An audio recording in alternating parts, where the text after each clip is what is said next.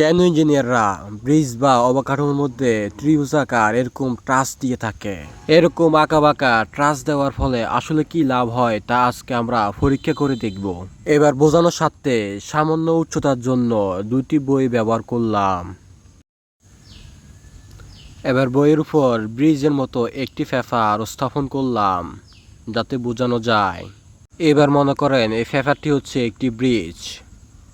এর ব্রিজের উপর আমি একটি ভারী বস্তু স্থাপন করলাম, দেখছেন সাথে সাথে পড়ে গেল। পেপারটি সমান্তরাল হওয়ার কারণে ওজন বস্তুটি রাখার সাথে সাথেই পড়ে গেল। এবার পেপারটিকে আমি ব্রিজের ন্যায় ট্রাস বা ত্রিভুজাকার রূপ দিব, আঁকাবাঁকা রূপটা দিয়ে নিব।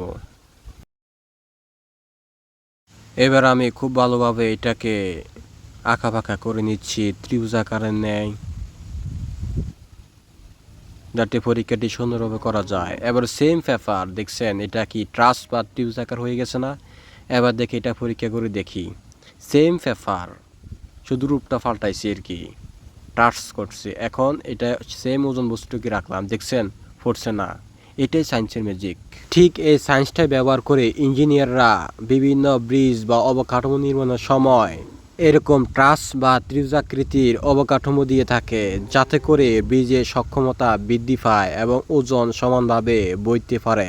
আর ব্রিজের স্টেবিলিটি বৃদ্ধি পায়, যাতে করে ব্রিজটি অধিক লোড বহন করতে পারে সহজেই। ভিডিওটি শেষ পর্যন্ত দেখার জন্য অসংখ্য ধন্যবাদ। Bye bye.